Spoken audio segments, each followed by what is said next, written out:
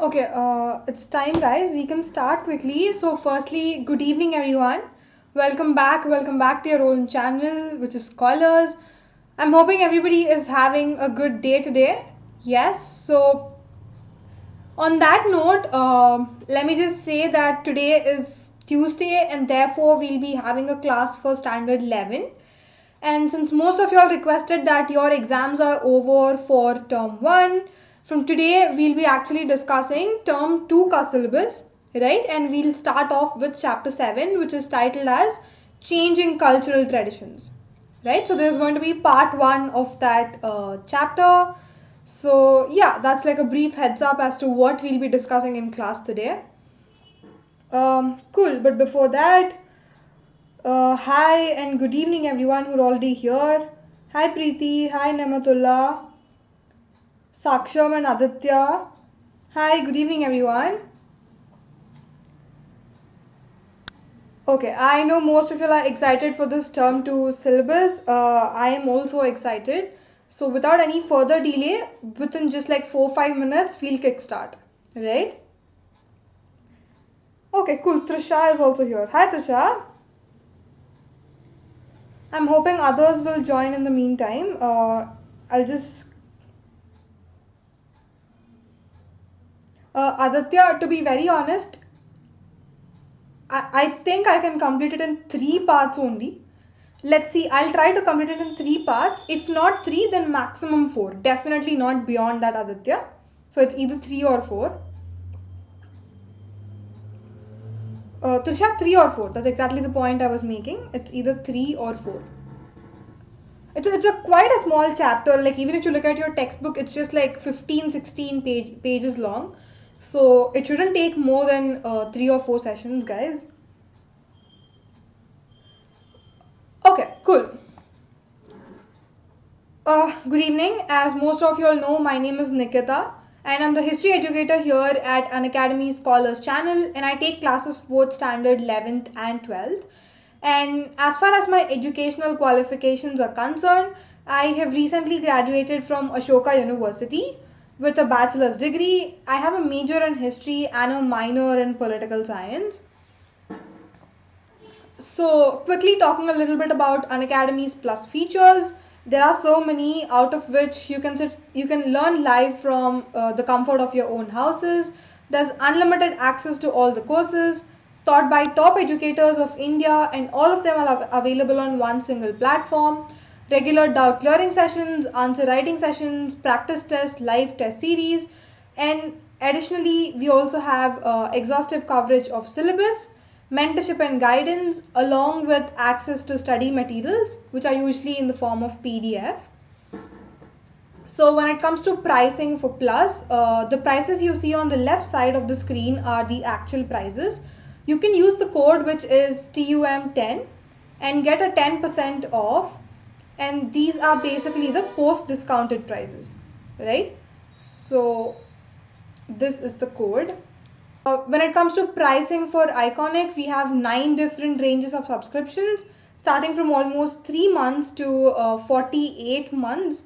So again, the same thing, the prices on the left are pre-discounted prices, like the actual prices. After using the code with the 10% discount, these are the post-discounted prices, right? So have a look at them and feel free to go ahead with whichever one you feel comfortable. And nextly, there's something called as Unacademy's Combat Scholarship Test. As the name suggests, it's a scholarship test, right? So the format of the exam is as such that 30 questions will be given and you need to answer within 60 minutes. The tests are available both in Hindi and English. So those are a little bit of features. The link for that is in the description below of this video. I highly urge you all to go check that out, enroll yourselves, and also take part in the quiz. And lastly, there's something called as Bugs Bounty. It's basically an opportunity for you learners to report any sort of inappropriate content in the video. And you can even claim a prize for that by reporting that issue if you're the first one to report that issue. And you can use the form again in the description box to report this inappropriate content. Okay, so that being said, without any further delay, I think we can quickly jump in because all of us are equally excited, right? Cool. I would say it's relatively a pretty easy chapter because we're not talking about something complex. We're not talking about economy, we're not talking about society or political administration and all that stuff.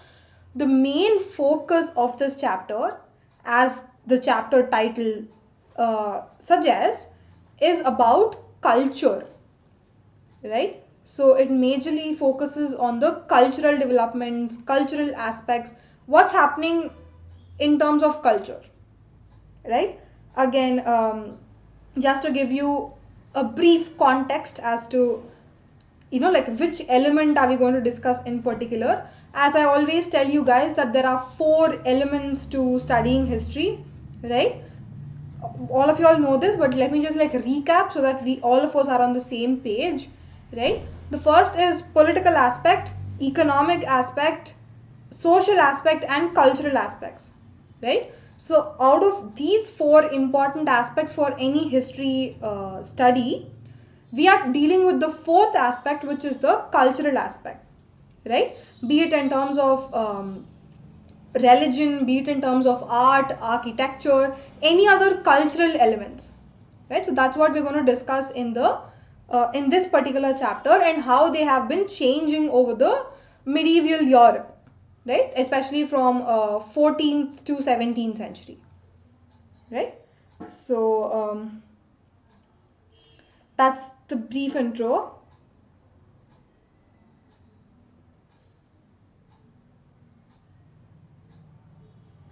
Hi, Namit is here. Hi, Namit. Good evening. I'm doing very well, Namit. Thanks for asking. How are you?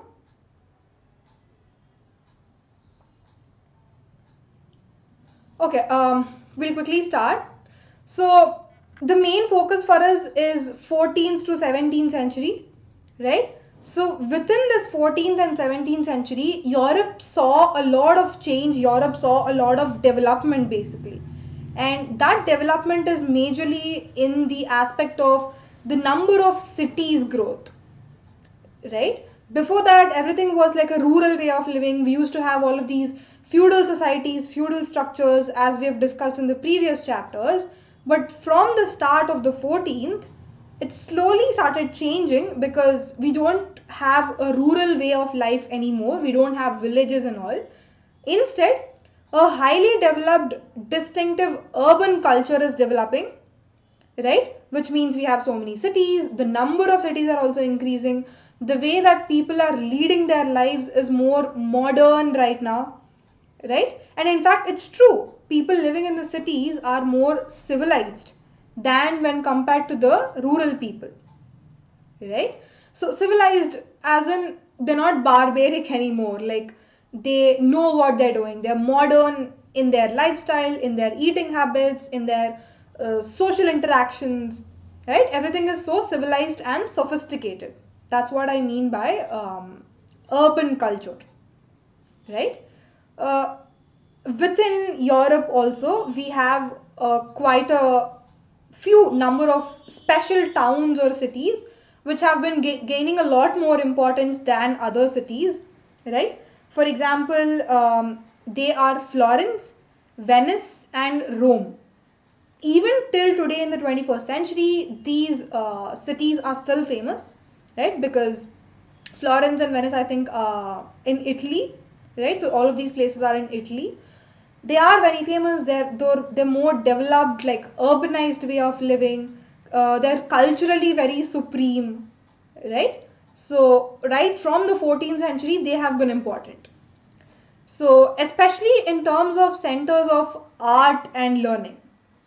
So in these two particular fields like art, architecture, and also in terms of learning like university education and all that stuff, for those reasons Florence, Venice, and Rome have been becoming very, very popular, right?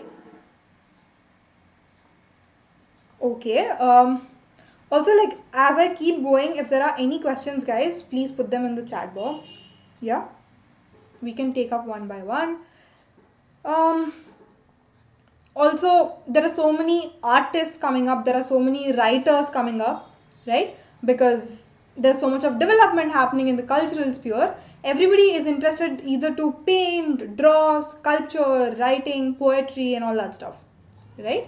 And sometimes they needed funds and money to exhibit their skills or conduct any sort of exhibitions and stuff like that.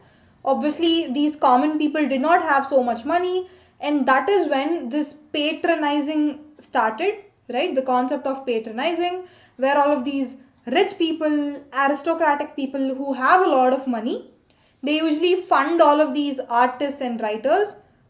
Technically, we call that as patronizing, right? So that they can exhibit their own artwork. Yeah, so that's the role played by rich people and aristocratic people. And during the same time, right, the same time period we're talking about, um, that during the same period, there was another element which was introduced, which was printing press, like printing, right? So you can, like, multiple number of copies are available right now for anything, be it books, be it any other poetry, readings, pamphlets, anything. It can be reproduced in multiple numbers because of the printing invention. So that is why, because there are so many copies available, all of these books have been distributed to so many people living in the cities. They also started reading. So another element which is becoming evident here is the fact that people are reading means there was literacy, like a well developed literacy, right? Otherwise, there's no use in circulation if people can't read. Only if people are able to read and write and even understand whatever is written in that book, only then there's some use for the printing press, right? So again, these are all different elements we are touching upon. It's just like a basic introduction to this chapter. Yeah, just telling us what all we'll be discussing in the next couple of classes. Just hold on. If you'll have any questions, they'll be much clearer in the next sessions, right? Okay. Trisha, yes, point noted. I will definitely do that. Like, whenever I feel some topic is important, I will, like, pinpoint to that so y'all can pay better attention. Okay, Muskan is here with us. Hi, Muskan. Good evening.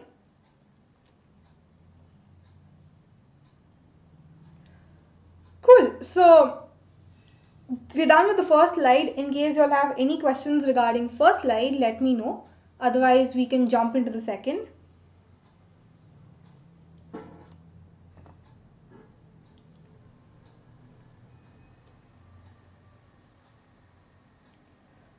Muskan, 12th class timing is also the same. The classes for 12th also start at 6 p.m. only, Muskan.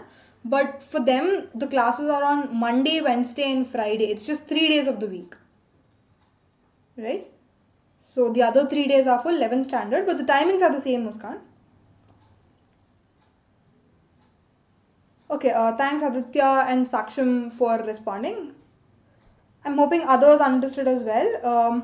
With that, I'll talk about the next slide.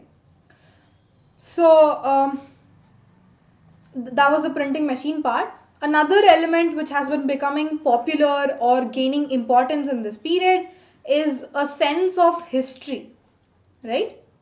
It's here. It's a sense of history. Like, what does this mean, right? So, for example, let's say a person was living in the 15th or 16th centuries randomly. So he actually realized the importance of studying history because there were so many very important empires which ruled that area before them. For example, we had Greeks, we had Romans, very influential empires in the past, in history, right? So that is why people actually started having that sense of history. They wanted to learn what happened in the past in the Europe region, right? And they also wanted to see, like, what are the elements that changed now when compared to the past, right? What is that kind of modern element? What differentiates modern and ancient or modern and medieval, right? People are so curious, they have so many questions. That is why they wanted to know what has been happening in the past, right? So that's why a sense of history was created.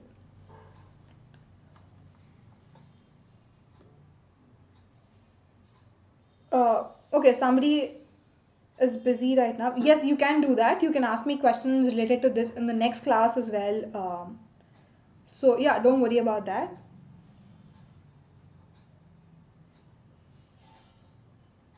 Thanks, Tanishk. Uh, okay, where we were talking about differentiating modern and medieval and how a sense of history emerged. So also, religion came to be something seen as something which each individual should choose for himself. Again, why are we talking about religion here? Because until the 14th century, what used to happen is everything in the society or everything in any individual's life is controlled by the church. Like, church is so much superior, church is dominant, it used to control people's lives, right, until the 14th century. But from 14th century, people had a realization that they can have their own individual life. Yeah, they can have that freedom. It's not necessary that church have to control us, and in fact it's not even necessary that we have to believe in the church first, right? So people started having logical thoughts, people started believing in rationality, they started questioning religion. This is exactly the time when Martin Luther King Jr. comes up, right? I mean, that's a whole different story, it's not in your textbook, but yeah, that's how people started questioning religion from 15th century, right? And at the same time, there was this one theory regarding the geographical element of the earth, that earth was actually the center of the solar system. That is the belief, right? In the ancient days, even till 14th century, right? Because church people or like the religious people believed that earth was the center of the universe or the world, they made people also believe that earth was the center. Yeah. uh, so but that is wrong. Now we know that that's wrong, but in the 14th century people didn't know that. But then there was this one philosopher or geographer who had so much knowledge, so much geographical knowledge. I think his name was Copernicus, right? So he came up and he's like, no, whatever y'all are believing is wrong. Yeah, because earth is not the center. In fact, sun is the center of the universe, of our solar system, right? Which is called the heliocentric theory. So Copernicus basically proposes the heliocentric theory, right? Then there was this whole fuss saying, how can Copernicus, like challenge the church? It's a bad thing because he's going against the religion. He was put behind bars. This is the story which all of us know, right? So that episode is not there in your textbook, but just to refresh your memory, that's happening in the 15th, 16th century Europe, right? So finally, somehow people started believing Copernicus. They were like, you're right, sun is the center, it's not earth anymore. Slowly people changed, right? And there was also another theory in the past that Mediterranean Sea was the center of the world. Like, let's say if you spread out a 2D map in front of you, like the normal world map we have right now, uh, back in those days, they actually believed that the Mediterranean Sea region is supposed to be the center of the world, right? But that was also proved wrong later on, saying it's not Mediterranean Sea. I think it's somewhere, I'm not sure, but somewhere in Turkey, I guess, that place is supposed to be the center of the world, right? So all of these theories which were proposed by the church, people started challenging them and they came up with accurate theories. So what do we see here? The church important is becoming lesser and lesser, right? So that sort of development has been happening. And nextly, there is vast amount of material on European history from the 14th century. There was so much of written history, right? All of them were basically like documented but somehow stored. They're not put into use generally, but people had so much interest to know about the past, right? We've discussed about that sense of history point. So that is why people actually started looking at all of these sources, looking at these ancient documents, ancient books, ancient sculptures, ancient buildings, right? So people started studying all of that. And the advantage point is there was so much of material available also in the first place, right? So people started studying, right? And even till date, even in the 21st century, um, we have all of these sources available, right? We have all of that preserved in art museums, galleries, archives, right, in Europe and America. Even if you go visit the museums in Europe and America right now, you find all of these ancient stuff, right? So that's briefly the introduction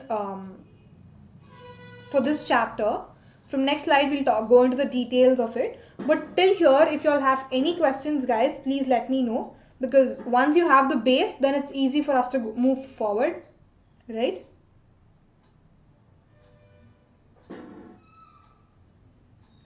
Uh, Tanishk, what exactly do you mean by what mean of contrasted? Could you please rephrase your question?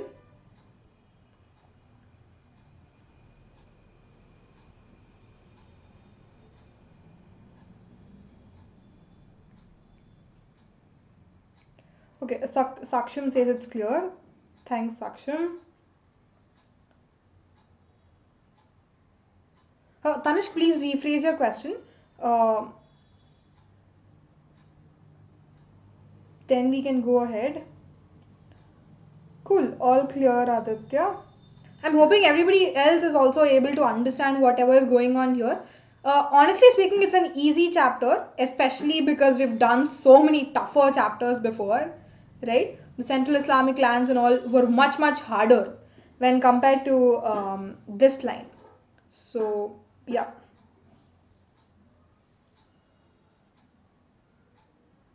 Second line.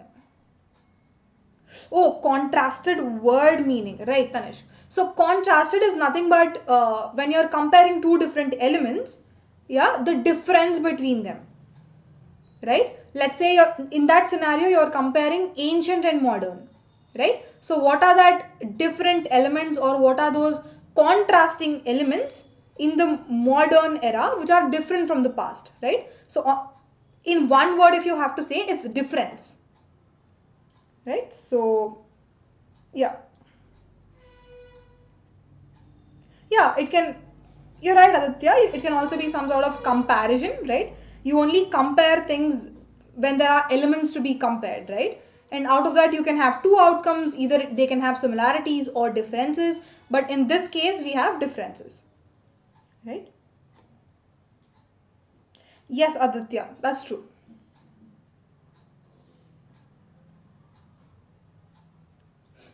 Okay, I'll quickly move ahead. Cool. So Ronak is here. Hi, Ronak. Good evening. Okay, so we're back to 19th century right now, right? So historians, when they started studying all of these European aspects, they came up with one particular term called as Renaissance, right? Very, very important topic, guys. Please remember this. It's Renaissance, and if you literally, that is also an English term, right? But if you want to like simplify what Renaissance means, it's basically called as rebirth, right? So, but why are we using this rebirth? Because in the era between 14th to 17th century, everything started like becoming new again. Like whatever was there in the past, that was not being followed anymore. Instead, people started looking at things differently. So many different new things have been coming up. It's like a rebirth, a new birth, right? So that's why, especially in terms of cultural changes, This period was referred to as the Renaissance period. Right? Very important, guys. Please make note of that point. Okay, so now in this backdrop, we'll talk about one particular scholar who was also a historian, right? His name was Jacob Burckhardt, right? Jacob Burckhardt. He lived in the 19th century and he was basically a professor at University of Basel. Sometimes this spelling is also called as Basel or SLE, right? So this university is in Switzerland, right? So in that particular university, he was a historian slash history professor.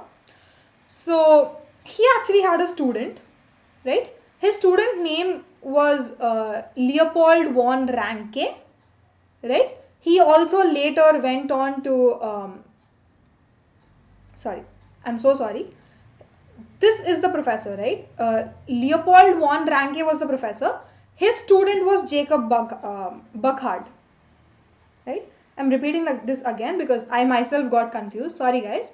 So here we have a professor and a student, right? The professor is this person, Leopold von Ranke. History professor, teaches at University of Basel in Switzerland. In the same university, we have a student of this professor called as Jacob Burckhardt, right? Hold on there. We'll see what was the context between these two people, like what's happening between them, right? And why are they important?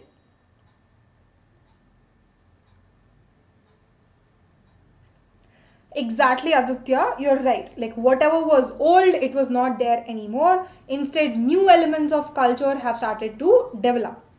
Perfectly right, Aditya. Okay, so professor-student relationship between Ranke and Burckhardt. So Ranke, being the professor, he actually tells his student Jacob that, listen, like whenever you're trying to study history, history is all about politics, states, different empires which ruled, how did the administration take place, yeah, everything about elitist culture, yeah, and you can read all of these political aspects of history by studying the official government department files and papers, right? That is one statement which the professor gives and some sort of advice to the student, right? He says that history is all about politics, history is all about political aspects, right? It's just studying about the kings, what wars did they fight, when did they fight, who won the war, who lost the war, all that stuff. But when Jacob listened to all of that stuff, Jacob was basically not satisfied with that statement. He did not like that restrictive nature of history. He was like, no, this can't be it. Politics just can't be the only thing which we are going to study in history, but there's definitely so much more to studying history, right? And that is exactly the time when he comes across this concept of culture, right? So this student, Jacob, he actually starts becoming more and more interested in culture alongside studying politics. So from that time, there was a whole shift in the history discipline where historians started focusing not just on political aspects but also on cultural aspects as well, right? Again, this is a disciplinary change. I'm hoping this story or like this episode is clear. If not, guys, please let me know because this is important, because this is the base as to how the culture became important, right? So please make note of that. If you all have any questions, let me know.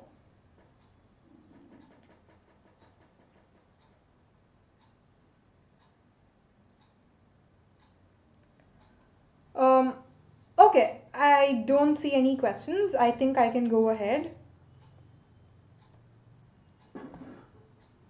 Cool.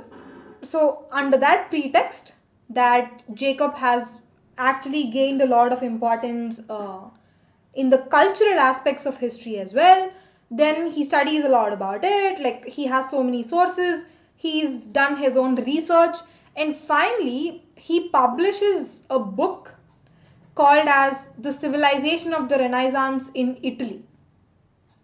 Right?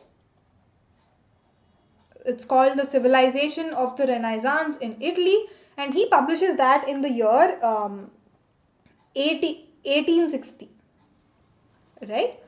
So in 1860, when this book came out, it's basically asking the readers or the audience of that book, to pay attention to little things like literature, architecture, painting, right? So he's saying, don't just focus on political aspects. There's so much beyond political sphere. Look at the paintings, look at the literature, look at the architecture of the past, right? They are also important. So he's basically asking audience to focus on all of these elements as well.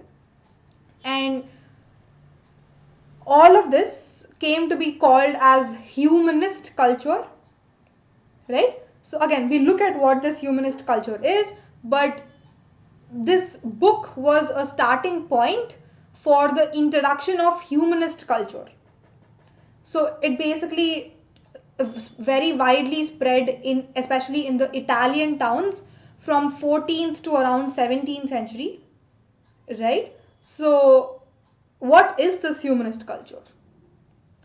So this culture, according to Jacob, in his book, he says that humanist culture was characterized by a new belief where the man, like the human being or the individual himself, he is actually capable of making his own decisions, how he wants to lead his life, whether he wants to pursue whatever he wants to do, right? Like he can do anything he wants in life. He has that freedom. He can make decisions for himself. He can be an independent individual, right?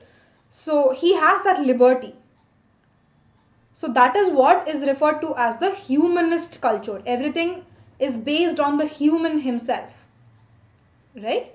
Again, he tries to differentiate it again with the medieval man, like people living before 14th century, saying the same point again, right? People before 14th century did not have the freedom to take their own decisions. Their life was controlled by the church. But unlike that, now we have something called as humanist culture where people can make their own decisions, right? So that's humanist culture. This is again important, guys. So please make note of humanist culture.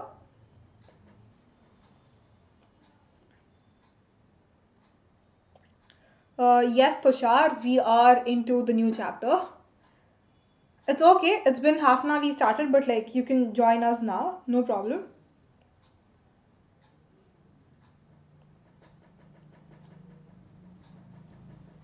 Cool. So I'm hoping everybody is clear on the concept of humanist culture.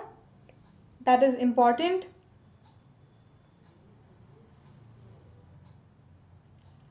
Okay, Aditya, I will. Don't worry. Humanist culture is basically nothing but everything is dependent on the human self, on the individual, right? So just remember, whenever you hear the term humanist, go back to the word human, right? So whatever he wants to do in life, if there are any decisions he wants to take in life, if he wants to pursue a particular occupation as his career, anything, right? Personal decisions, professional decisions, everything he himself can take, right? Nobody is going to control him. Nobody is going to say him that you do this, you do that. No, he has that freedom, he has that liberty, right? So that is basically what is called as humanist culture. I was just trying to make you understand in a better way by contrasting it with the medieval times. This is before 14th century, right? Before 14th century, we never had humanist culture. Before 14th century, everything was up to the church. Whatever the church says, people have to follow. People have to abide by the church rules. There's no other option they had, right? But unlike the 14th century people, humanist culture is basically where people can make their own decisions. They can lead their life in the way they want to, right? Okay, it's clear, Aditya. Cool. So we'll quickly move on to the next subtopic. Okay, so the next subtopic is titled as the revival of Italian cities, right? In this, we'll be majorly focusing on the Italian cities and not just Europe in general, right? So what was happening in Italian cities? So we have seen that in almost like the 6th, 7th centuries, Roman Empire came to a downfall, especially in the western part. Yeah, if you go back to the Empire Across Three Continents ka chapter, you'll remember that Roman Empire fell in the 6th, 7th century, right? So when that happened, Italy also lost its importance because the main heart of Roman Empire was Italy, right? So when Roman Empire fell, Italy also fell. Its cultural centers, political centers, economy, and all of that, it fell into ruins, right? There was no unified government because there was so much of political instability. Pope was there. Pope was there in Rome, but he also started losing importance as days passed by.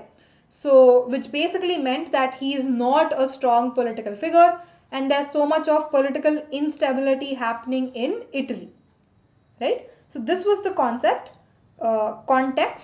before 14th century, right? So, while Western Europe was being reshaped by feudal bonds and unified under the Latin Church, right? Again, this is again everything is before 14th century only. Like slowly they started gaining more importance. Like Europe was being shaped by the feudal lords. We saw the feudal structure, right? And Eastern Europe was somehow under the control of Byzantine Empire. And there was also spread of Islam from 7th century, right? All of these developments were happening somewhere in the medieval European period, right? But nobody paid much attention to Italy, right? Because once Roman Empire fell, nobody cared about Italy. Italy was still weak, Italy was still fragmented, no proper economy, no proper polity, right? Even though so many developments were happening in other parts of Europe, Italy was still a weaker place, right?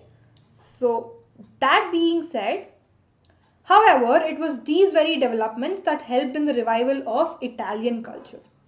So, under this context, there were some developments happening which led to the revival of Italian culture, yeah, which led to the growth of Italian cities, right? We look at what those developments are in the next slides, right? So, but just remember that there was a brief period of time when Italy was not famous, everything was just so bad. But after some point of time, Italy again gained its importance. So that's why we are talking about the revival, like the second birth, right? Okay, so what's happening? There was trade happening between the Byzantine Empire, Islamic countries, and when trade has to happen between Islamic countries and Byzantine Empire, usually sea was mostly used, like sea routes were mostly used for international trade, right?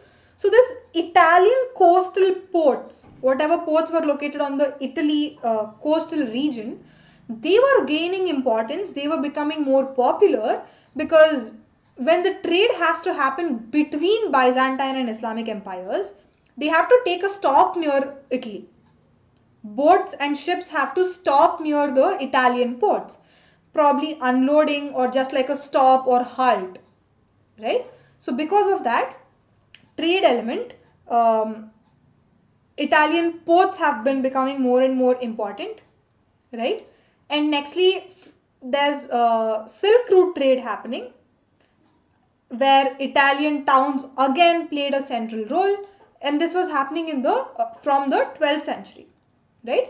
And all of this credit goes to Mongols because Mongols were the people who actually via China, while they are importing all of these goods to Europe and all, the main stop again was the ports of Italian coast, right? So again Italian ports, Italian, see once the ports are developing, right, the towns will also automatically develop. So the trade is basically fueling the development of Italian towns, right? So under this context, another thing that was happening is the people of Italy, or the people living in Italian cities, they started considering themselves as independent city states. This is important, guys, make note of it. They are referring to themselves or claiming themselves as independent city states, right? But no longer as a part of a powerful empire. Like, like in the previous days, these people were sometimes under the Islamic rule, sometimes under Byzantine rule, sometimes under some other local rulers, right? They didn't want all of that chaos, they didn't want all of that conflict and trouble, right? For that reason, they started calling themselves as independent city states. They are self sufficient, they're not relying on any external empire, right? So that was one huge development that was happening in Italy, right? And especially two of the cities in Italy, namely Florence and Venice, right? They were already announced as republics, which means the head of the state is elected by the people. That's what a republic is, right? And many others were court cities ruled by princes, right? Which basically, again, the underlying point is they are self-sufficient cities and they're not relying on any external powerful empires, right? So any questions till here? Because this is a little technical, we have gone too far, but any questions till here, please let me know, guys.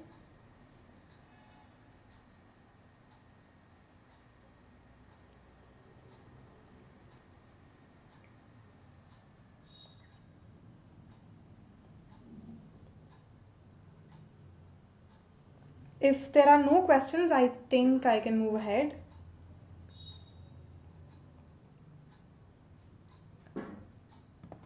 Okay. Cool. So within Italy as well, we had two vibrant cities. One is Venice, as we've been talking about for a really, really long time, and the second is Genoa. It's slightly renamed in nowadays. It's called as Geneva. Very popular, beautiful city, right? So Venice and Geneva were two vibrant cities back in those times as well, and even now, right? So they were different from other parts of Europe. Why are they different and how are they different? Because unlike the other parts of Europe where clergy is very dominant, like politically dominant, there was feudal structures existing, very powerful feudal lords, slavery was existing, everything was very oppressive regime, right? Unlike all of that bad features, let's say, um, Italy was in fact experiencing a good phase. Yeah, it was something different from the rest of Europe, right? Uh, which category of people were becoming important, right? Like normal merchants, like rich merchants, bankers, like educated people, right? Like literate people who has some sort of professional knowledge. They actively started participating in the governance of the city. If there are any, like, let's say state councils and we need like a mayor for the city, these people actually started contesting for the elections. They won, right? Instead of all these oppressive monarchs, oppressive feudal lords, people started governing themselves. Like among the common people only somebody is elected. Basically democracy, right? So democracy was in practice in this period in Italy, right? Sometimes there were bad phases where these Italian cities were ruled by military despots. Sometimes, right? Not all the time. In like random years, right? Let's say 2-3 years, military people were gaining a lot of importance. They became military despots and took over the cities, took over the part of Italy. But somehow people again gained their democracy back by fighting, by protesting, and all that stuff. But even those 2-3 years where military people ruled, even then, Italian people never lost their sense of citizenship. They were always like, we are citizens of Italy. We will forever be citizens of Italy, right? They had some sort of pride within themselves. They're like, we are one, we are united. That sense of belonging and oneness, right? They never considered themselves weak. Yeah, so these sort of intellectual developments were also happening in Italy back in those days, right? Okay, that's end of the slide. Any questions till here?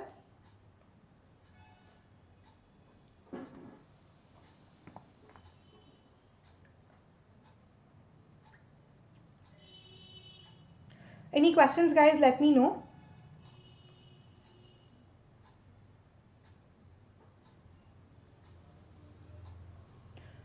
If there are none, then probably I'll talk about the box that was given in your textbook. It's titled as the city state, right? Thanks, Preeti, for responding. Okay, so that's titled as the city state. It basically refers to Venice, right? Again, this particular excerpt from one of the books, actually it was written by Cardinal Gasparo Contarini. You don't have to remember his name, just chillax, right? So he, in one of his books, writes about the democratic government of his city state, yeah, and that book is called as the Commonwealth and Government of Venice, right? Again, he describes how the city state is. He describes how Venice is, how people are ruling. We won't go through every point of it, it's not needed. But basically, he says that the gist of whatever he says is people are self sufficient within the city of Venice, right? We don't need the help of external people. We are not relying on anybody outside because we ourselves are capable to rule, right? Within ourselves, we are going to elect people. Anybody past the age of 25, they have the right to contest elections if they are the citizens of Venice, right? Fair democratic methods, whoever gets the most number of votes will be made the council head or some mayor or something, some political position, right? No troubles, no turmoils. We will only face some sort of trouble if we allow external person to come inside and mess up with our affairs, right? They didn't want that. Venice people did not want that at all. They were like, we're not going to allow anybody from outside, no external people. We are self-sufficient. We can take care of ourselves, right? That's basically the gist of whatever this person says in one of his books, right? You don't have to like focus on that too much. Probably because of that, we'll move on to the next topic.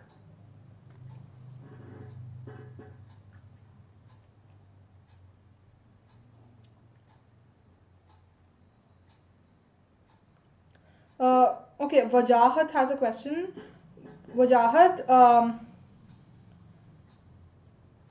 22nd ki you have exam. Okay. Again, there are no like important topics like that, Vajahat. Honestly speaking, again, I'm assuming you're a 11th standard student. In that case, your question papers are prepared by your own school. It's not like a board paper, right? So in that case, I can't tell you what your teachers will ask. So definitely there are no important topics or important concepts as such. You have to basically read the whole textbook. There's still time. Don't worry. There's only like 4 chapters for term 1. So you still have like a couple of week time. So just go through like each chapter daily. Just read the whole chapter. It shouldn't be too difficult, Wajahat. Okay.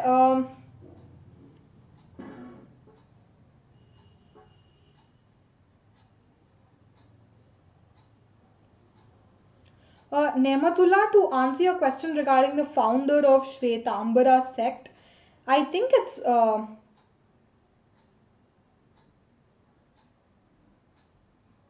I kind of am confused between Bhadrabahu and Sthula Bhadra because both of them are the heads of Shvetambaras and Digambaras.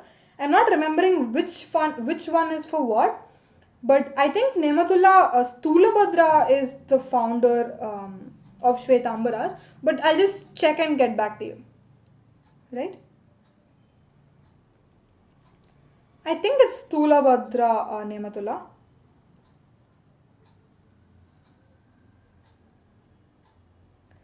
Okay.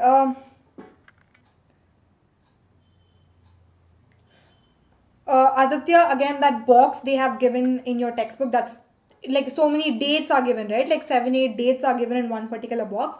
Not important, just don't go through that. If there's like 1 or 2 points important, probably I'll mention that, but the whole box is not necessary.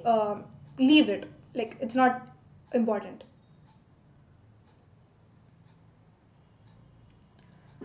Okay, so we still have like 10 minutes time. I'll start this universities and humanism, right?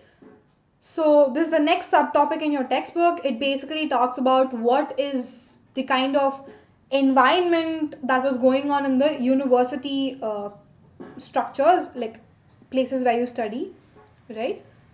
So the earliest of universities in Europe had been set up in Italian towns. All of us have this misconception that universities are like a modern phenomena. They have only come up in like 20th, 21st century. But no, that's not the case. In Europe, we have all of these 700-year-old, 800-year-old universities. Very old, like very huge.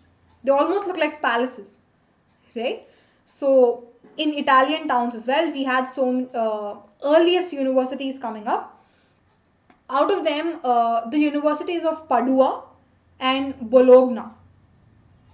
Remember the names, universities are important. It's the universities of Padua and Bologna.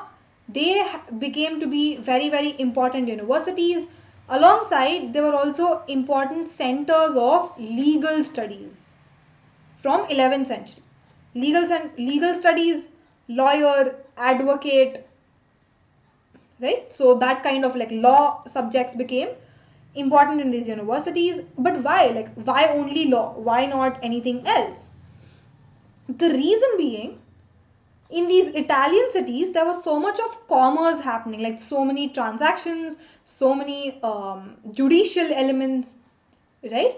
Because of what's happening within the city, there was so much demand for lawyers and notaries. Notaries also are some sort of advocates itself, right? Solicitors, record keepers, yeah, same thing. So there was a lot of demand for these people, demand for these professions, right? That is why there was so much of demand. People started enrolling in universities to study law and then went on to become these lawyers and stuff, right? So that is why legal studies have been becoming very, very important. Law was obviously like a popular subject if you have to study legal studies, but slightly there has been a change in the 14th century, right? When I mean a change, legal studies was still important. Even in the 14th century, legal studies was still important, but alongside that, there was another subject also which was becoming important. We'll see what that is in the next slide, right? But like, who is responsible for this change? Who is that another person who is making a different subject also important? All of the credit goes to Francesco Petrarch, right? This person is very important, so I highly urge you all to remember his name. His name is Francesco Petrarch. He lived in the 14th century, right? He was actually responsible for this change. So, to Petrarch, yeah, for him, antiquity was distinctive civilization, which could be best understood through the actual words of the ancient Greeks and Romans. Antiquity. What is antiquity again? Antiquity is nothing but past, like something old, something which happened in the past, right? He actually was very interested in antiquity, how the old civilizations were, what happened in the past, right? Especially he was interested in studying the ancient Greek and Roman worlds, Greek and Roman empires, right? So he developed this interest, and he actually wanted people to read all of these documents, like, not just like normal reading. He wanted to read closely between the lines, right? That is how this element also became important. Yeah, this educational program implied that there was much to be learned which religious teaching alone could not give.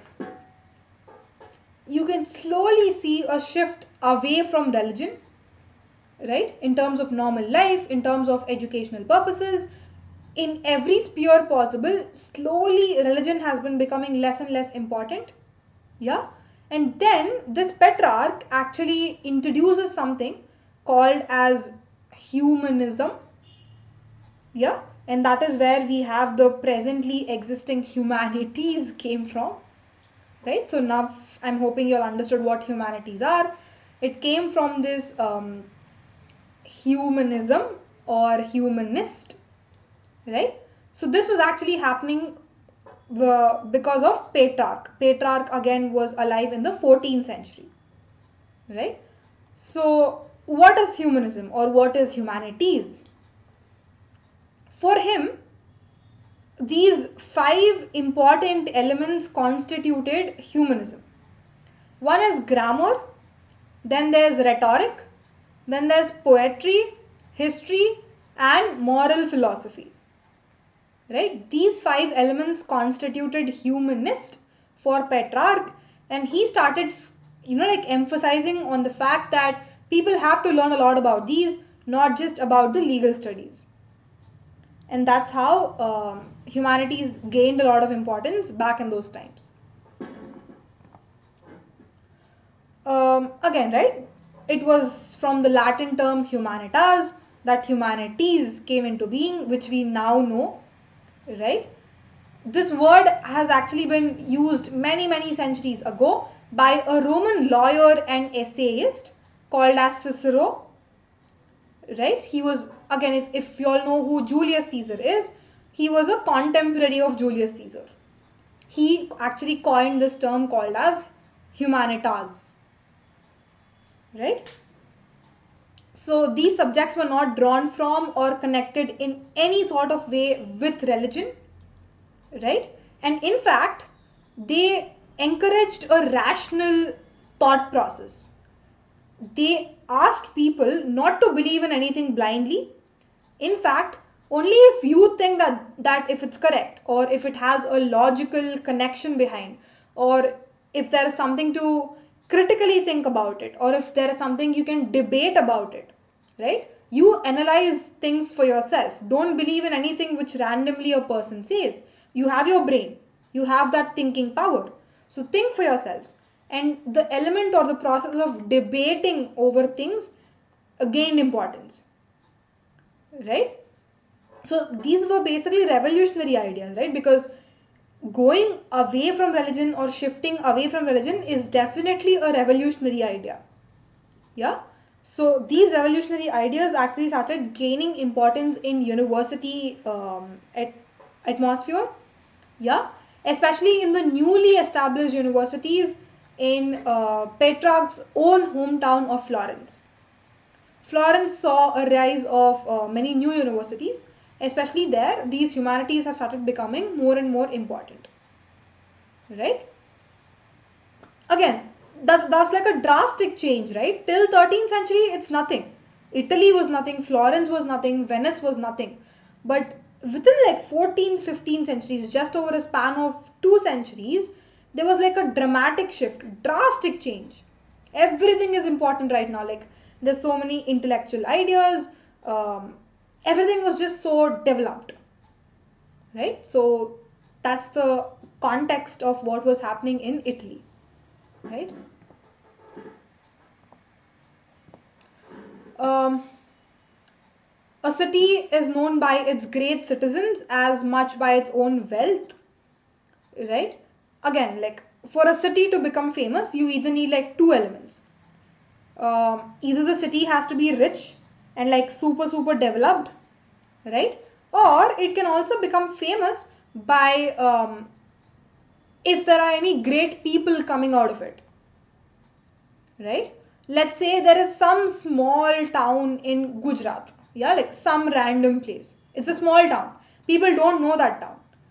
But let's say a president, like from the Gujarat town, we have a president who becomes the president of India. Then automatically that place will gain a lot of importance. Everybody will know that small place, right? So that is how the place of Florence became famous, right? And who are these important people coming from Florence?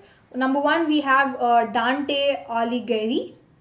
Yeah, he was initially a layman, a normal common person who wrote on religious themes, right? We also have another person by name Giotto.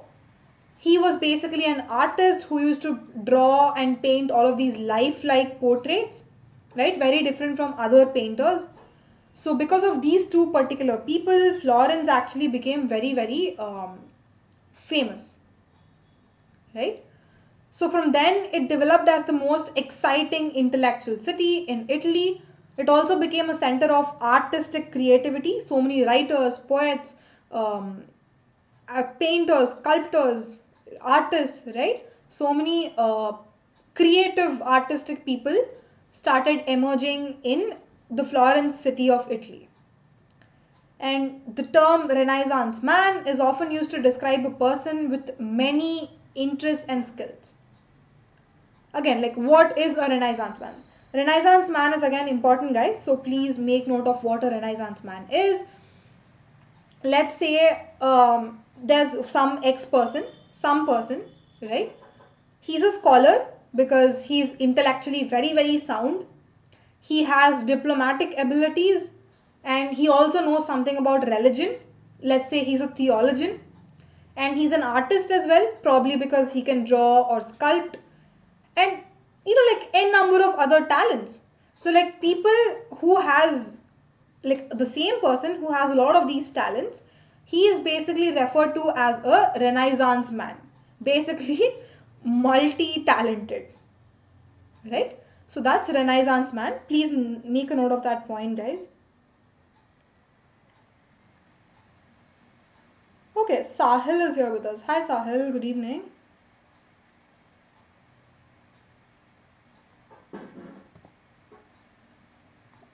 Okay, this is the last slide we have. I'll wrap it up in like 2-3 minutes, guys. So again, this is some sort of box in your textbook. A person by name Giovanni Pico della Mirandola. Tough names, don't remember. Just leave it there. Yeah. He actually lived in the year 15th century. Didn't live for many years. Hardly lived for like what, 31 years? Right? He died very, very early. But he was actually a humanist of Florence. Right? He wrote on the importance of debate in one of his books called On the Dignity of Man. We were talking about debate a couple of slides back, right? Like everything became so rational. The point where I was telling that you don't blindly believe in things, instead you start questioning things and debating about things, right? So debating became very, very important, and Giovanni actually writes about the importance of debate in his book, right? He refers back to Plato and Aristotle, who lived like before Christ, right? He says that even Plato and Aristotle in their times, they were also debating around certain things when they wanted to know the knowledge of truth, right? If you want to know truth, then definitely you have to indulge in the exercise of debating. That's what Giovanni says in his book, right?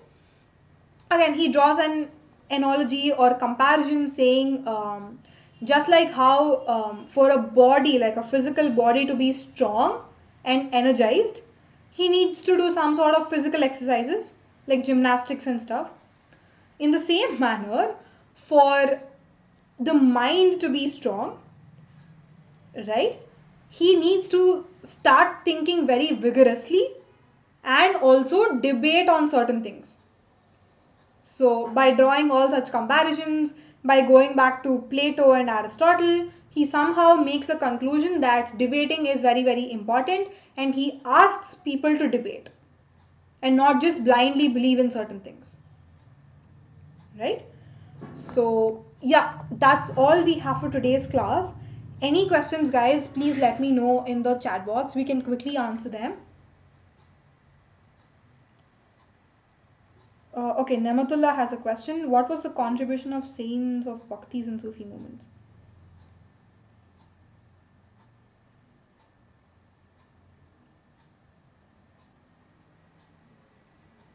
Nematullah, the answer is D, I guess, all of the above. Because they brought about religious harmony. There was some sort of social peace as well. Um, Unity between Hindus and Muslims. All of these. Yes, there was unity between Hindus and Muslims because we've seen how non-Muslim populations also started going to dargahs and all, right? So yeah, the answer is D, all of the above, Nematullah.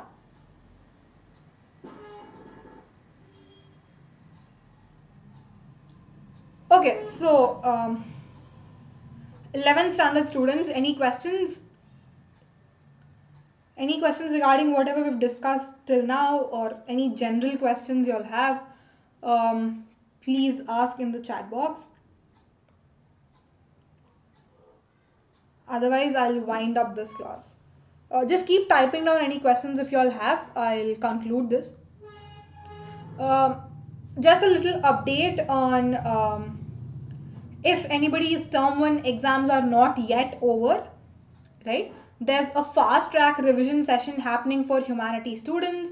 It started on 15th of November, which is yesterday, I guess, right? It's a 15-day crash course, and the delivery of instruction here is English.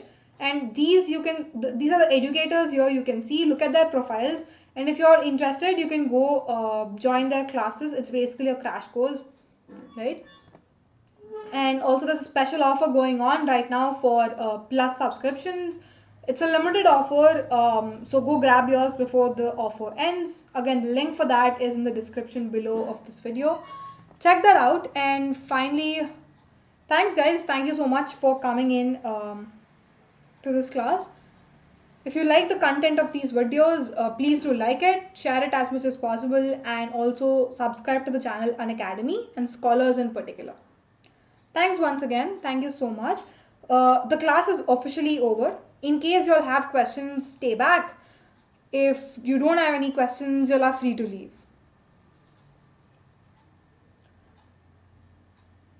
Yes, Aditya, I was about to say that. Thanks for reminding. Also, quick info. The next class we'll be having is on Thursday, right, which is day after tomorrow. It's at 6 in the evening, casual, daily normal timings. We'll be discussing the continuation of this chapter, right? So the next class is on Thursday, Aditya. Okay, cool. Any other questions?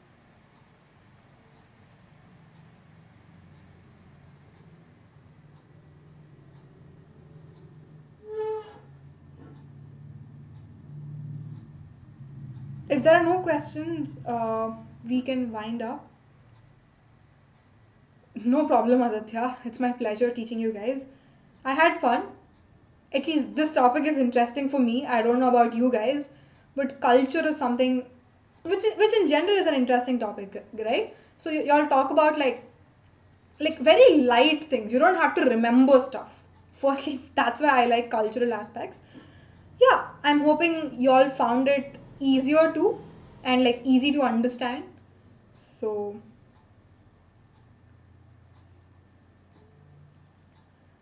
thanks, Mohammed.